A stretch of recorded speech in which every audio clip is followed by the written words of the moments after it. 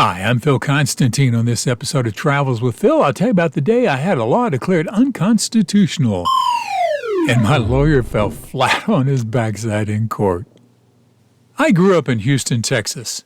When I was about 11 years old, we moved to the suburb of Pasadena so my dad could be closer to his work. He was in law enforcement for most of his life, and a lot of that he spent at the Washburn Tunnel there in Pasadena. I grew up with a respect for law and order and a strong sense of what was right and wrong.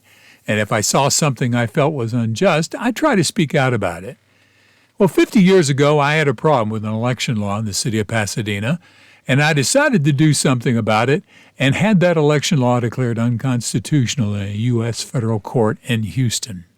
I've always been interested in government and politics. My college degree is in political science, and on one of my forays into politics in 1973, I noticed that the only way to get on the ballot for city council in Pasadena was to pay a $100 filing fee. While the fee is not exorbitant, it was not a pittance either. For a comparison, the price of gasoline in 1973 was 39 cents a gallon. The city council positions were part-time.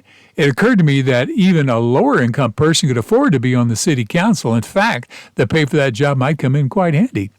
I suggested to the city administrator who covered this area that allowing for petitions might also be appropriate. It would allow people who could not afford to pay the filing fee to also run. The administrator said the main reason for the fee was to help pay for the election and to deter frivolous candidates. This did not seem appropriate to me. I recalled someone in Houston had sued that city under somewhat similar circumstances. I contacted the local ACLU to see if they had an attorney who might be willing to help me sue the city of Pasadena to change this.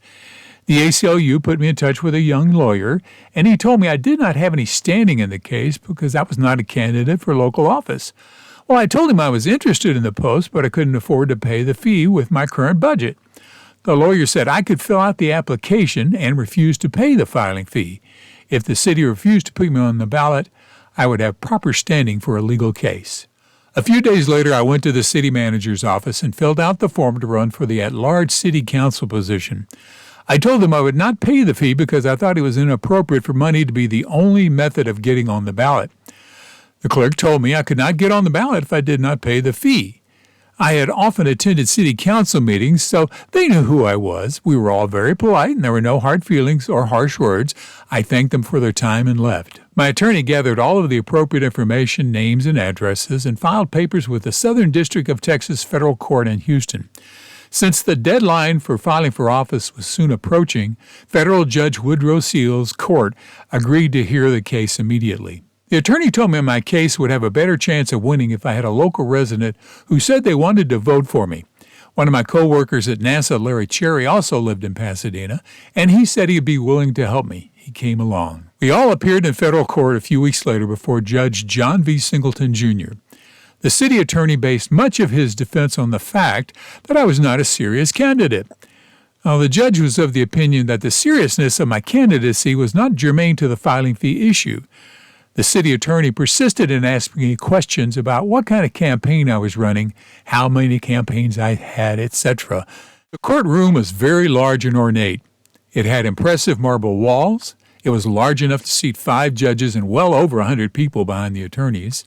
Each of the attorneys had a large table, and these tables had 3 leather-bound chairs on wheels. There was also a plastic carpet protector under each of these seats.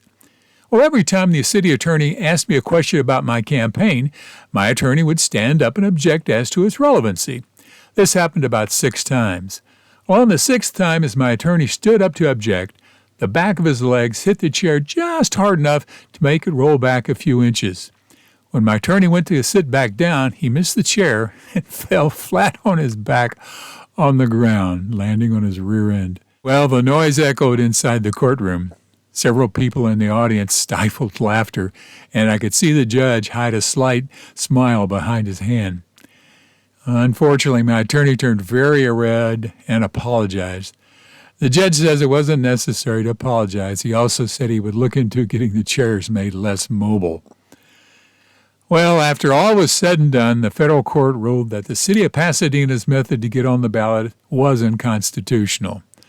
The judge suggested they allow petitions, my original idea, as an alternative to the fee-only system. While there was a legitimate reason for the court case, I did think it was pretty cool to have a law declared unconstitutional in federal court. And there were no real hard feelings among the city administration. I was later appointed to serve on the Pasadena Library Board by the mayor with unanimous approval by the city council.